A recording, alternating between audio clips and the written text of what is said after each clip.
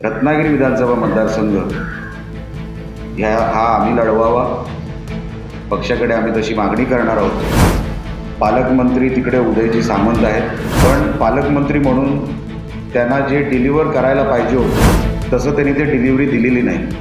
त्या तिन्ही विधानसभेमध्ये आम्ही मायनस आहोत। खरं तर ह्यावर उदयजीच बोलतील, ते का लीड देऊ शकले नाही, म्हणून पक्षाकडे माझा तो दावा राहील किंवा आमचा दावा राहील की राजापूर आणि रत्नागिरी विधानसभा ही आमच्याकडे यावी, कारण का आता खासदार पण आमचे आहेत। सिंधुदुर्गातून आम्हाला लीड चांगलं मिळालं। सिंधुदुर्गामुळे हा विजय झाला ते म्हटलं तरी काय वावगं ठरणार नाही। पण असं असताना आम्ही रत्नागिरीमधून पण अपेक्षा ठेवली होती। उदयजी एक सिनियर मंत्री आहेत, आम्हाला वाटलं त्या जिल्ह्यामध्ये त्यांची पकड मजबूत आहे, पण आकडे तसे आता दिसत नाही रत्नागिरीतून। आणि आम्हाला आता कॉन्फिडन्स आहे की आम्हाला हे मतदारसंघ मिळावे, आणि मिळाले तर आम्ही हे सगळे मतदारसंघ आम्ही जिंकू शकतो। आम्ही विजयाच्या जवळ आलेलो आहोत, हे खात्रीलायक तुम्हाला आकडेवारी पण तुम्हाला सांगू शकतो मी। आणि म्हणून पक्षाकडे माझा तो दावा राहील किंवा आमचा दावा राहील की राजापूर आणि रत्नागिरी विधानसभा ही आमच्याकडे यावी, कारण का आता खासदार पण आमचे आहेत। आणि मागच्या वेळेस 2019ला रत्नागिरीमधून फक्त एकच सीट भारतीय जनता पक्षाला मिळाली होती, मला वाटतं गुहागर मतदारसंघ मिळाला होता, बाकी 5 हे शिवसेनेकडे होते। आता आमची ताकद वाढली आहे आणि म्हणून मी ती मागणी केली आहे। निवडणुकीच्या अगोदर जेव्हा राणेसाहेबांची उमेदवारी जाहीरसुद्धा झाली नव्हती,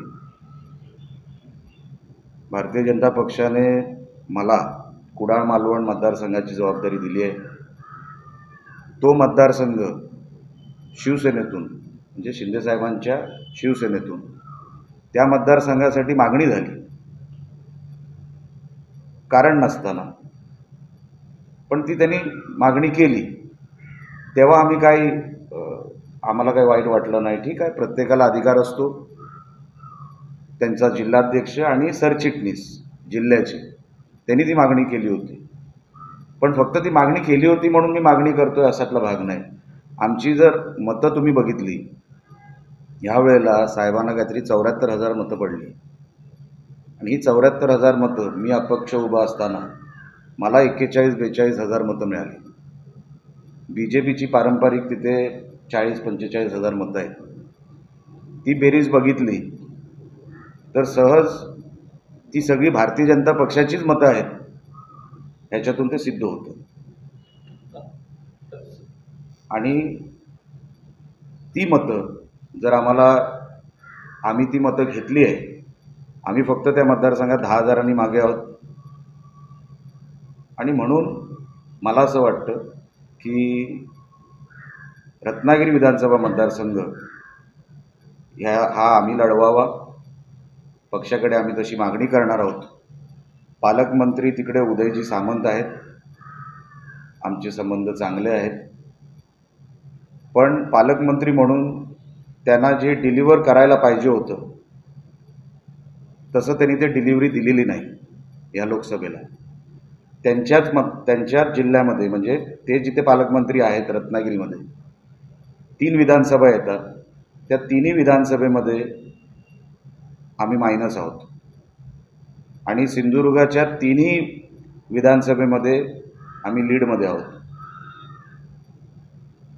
खरं तर ह्यावर उदयजीच बोलतील, ते का लीड देऊ शकले नाहीत, का ते मिरवणुकीला येऊ शकले नाहीत, हे सगळं ते सांगतील। त्यांच्यासाठी काय मी उत्तर देऊ शकत नाही। पण माझं म्हणणं एवढंच आहे की अनेक वर्ष हा भारतीय जनता पक्षाकडे हा मतदारसंघ होता, मग मधल्या काळात नव्हता, तो आम्हाला परत मिळावा अशी माझी प्रामाणिक इच्छा आहे कार्यकर्ता म्हणून।